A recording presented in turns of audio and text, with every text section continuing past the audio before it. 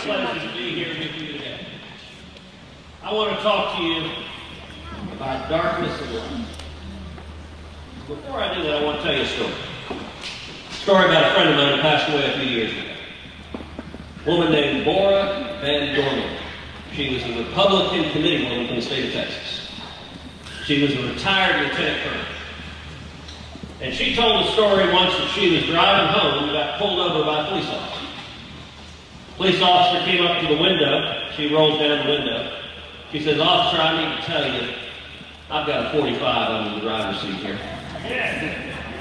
And she said, "And I've got a 38 revolver in my purse."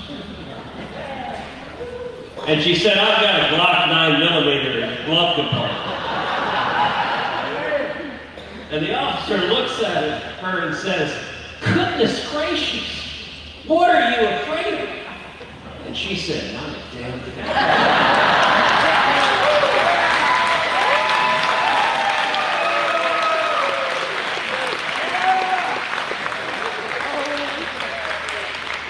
We're in a moment in our country where there are all sorts of threats coming after us. But we got nothing to be afraid of.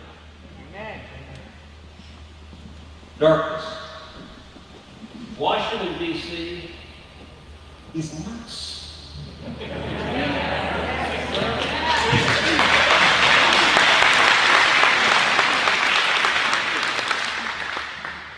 Look, Washington, D.C. is a city that combines southern efficiency with northern hospitality.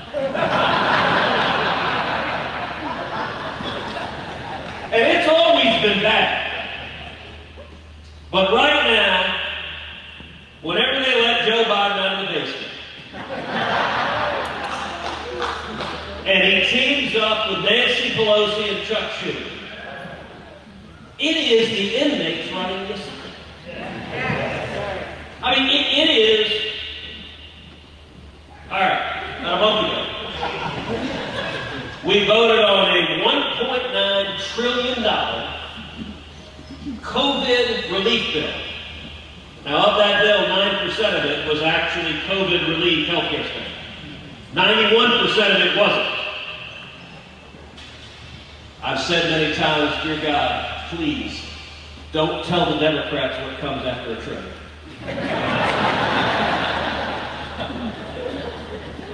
But you look at that bill, we fought that bill, we were there all night offering amendments against it.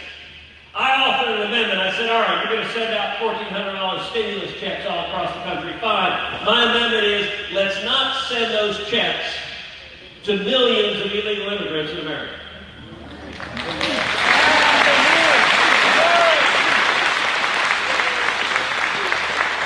We voted on that amendment. Every single Democrat voted no.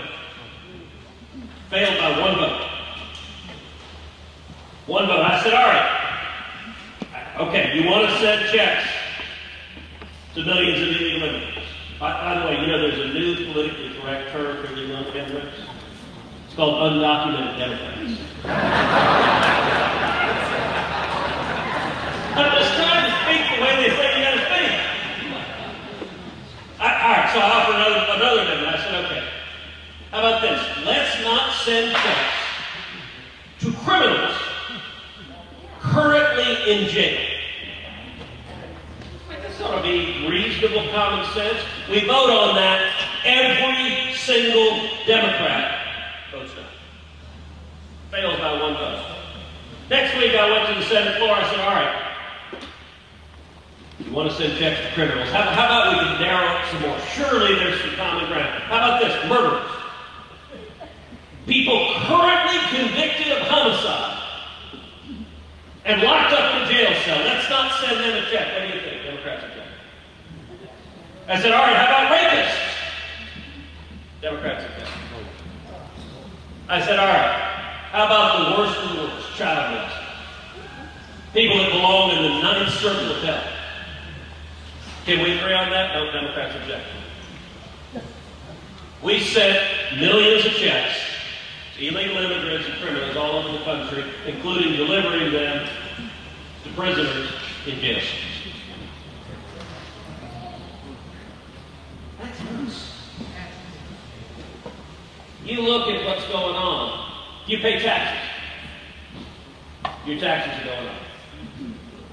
All of them. Income taxes going up, corporate taxes going up, small business taxes going up, capital gains taxes going up, the death tax going up. They're all going up. You look at the border. Border is an absolute disaster. About a month ago, I took 19 senators down the border. I've been down the border many times. It is worse than I've ever seen. They're projecting 2 million people coming here illegally this year. I went and visited a facility, the Donna Tent facility in Donna, Texas. It's a giant tent city built to hold 1,000 people. With COVID restrictions, its capacity is 250. The day we visited, there were over 4,200 people in there. 1,700% capacity. I saw the Biden cages, one after another, packed with kids, little boys and little girls, not 6 feet apart during a pandemic, not 3 feet apart, not 3 inches apart, lying on the floor, side by side, no beds, no mats, no cots, wrapped in reflective emergency blankets. The rate of COVID positivity in that facility is over 10%.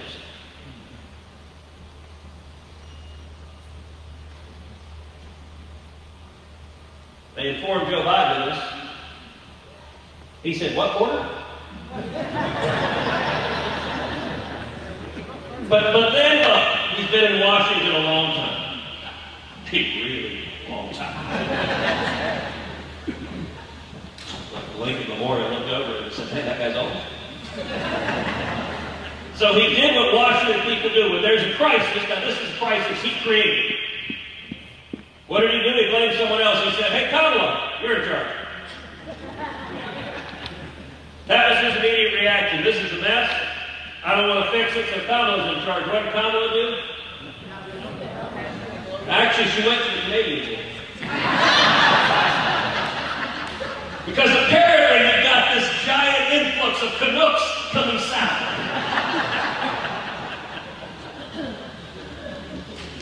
Yes. Taxes are going up, spending's going up, the border isn't secure.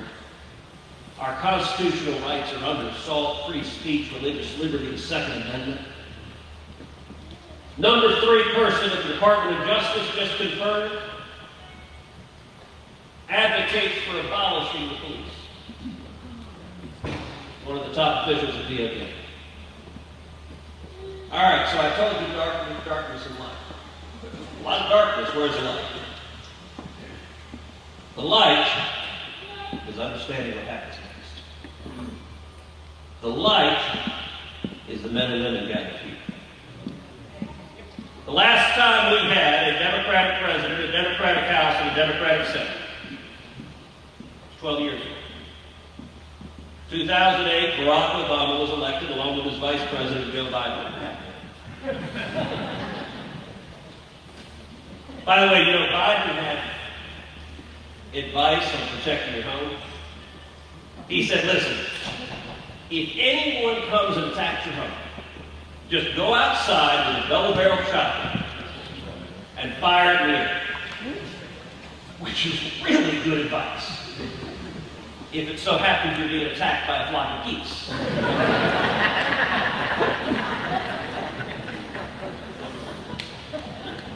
Obama and Biden come in 2008, they begin to pass a radical agenda. They begin to pass Obamacare, they begin to pass Dodd-Frank, they begin to go extreme to the left, and what happens? 2009, the next year, Virginia elects a Republican governor. 2010, a tidal wave election comes in as Republicans take the House of Representatives. Virginia has a special place. An off-year election. Virginia is the first sign that something's wrong in the district club. And the good news is, there's a natural pendulum in politics. You look at the history of politics, one party gets in power, they go too far one direction, the American people said, hold on, pull it back. Then it goes back again. And that's happened over and over and over again throughout our history. Right now, as extreme as Obama was, Joe Biden's saying, hold my beer. I mean, they're so far out there. And I gotta tell you, every time I see crazy extreme policies being put forward, I have kind of a strange reaction to it because part of me is grateful. I'm horrified for the country, but I'm grateful because the worse they get, the more likely they are to move Virginia back red, to move the House back red, to make 2021 an incredible election year, to make 2022 an incredible election year, to make 2024 an incredible election year.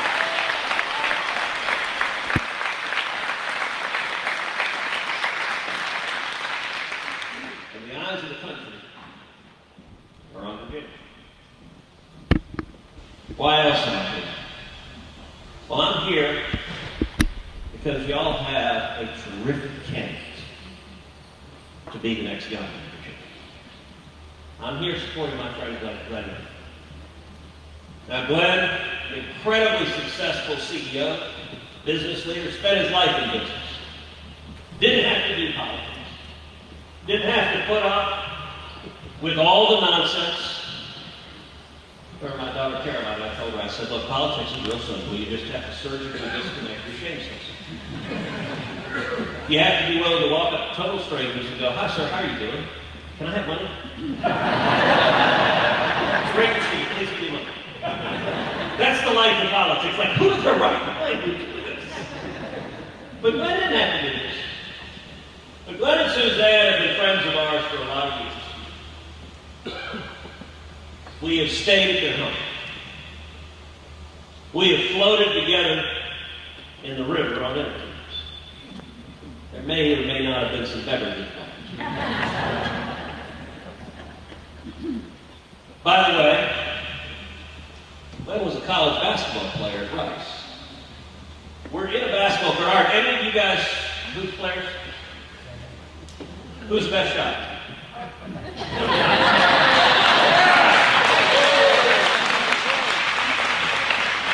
So when all is said and done, I'm calling audible, which Glenn doesn't know that I'm going to do. But we're in a basketball court. Someone can crank down that rim, and we're going to play a short game of horse and see if you can take out college basketball.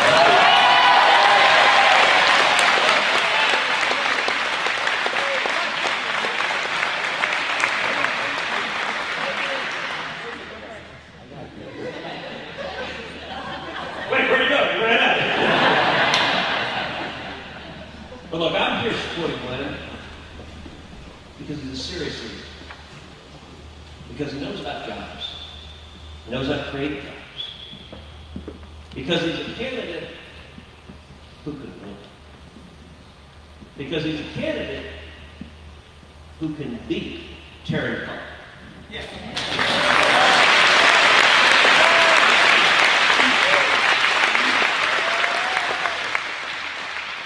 You know, Terry McCullough made his name by wrestling an alligator.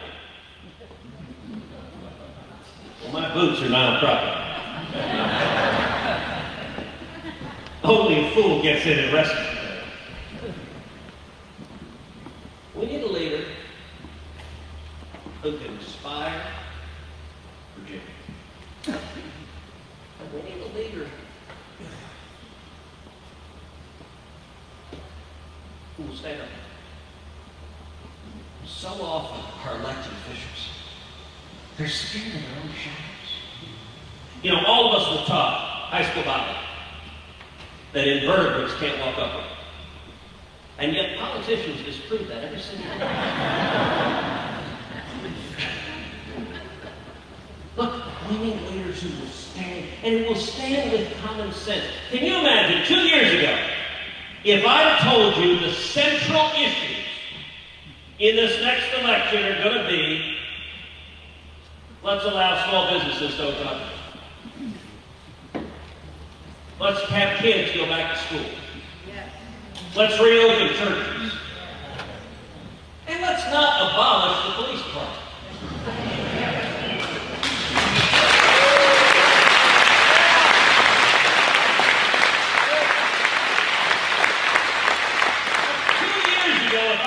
Those are going to be the issues of the race. You'd have been like, what idiot would be on the other side?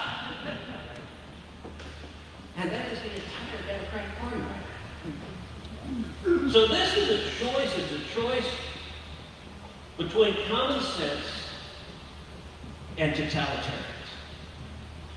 It's a choice between free enterprise and socialism. And so I'm here supporting Glenn because I know he can do the job, but I'm also here supporting Glenn because he's my friend, and I can tell you he's a good man with a good heart that is doing this for the right reason. And there are not too many folks in politics who think that. We need a leader that brings back jobs to Virginia. We need a leader that defends us and keeps us safe. We need a leader with the courage to defend the Constitution and Bill of Rights, to defend free speech, to defend religious liberty, to defend the Second Amendment, to defend our fundamental rights. And I believe, I am confident, that that leader is my friend Glenn Youngkin, the next governor of the Commonwealth of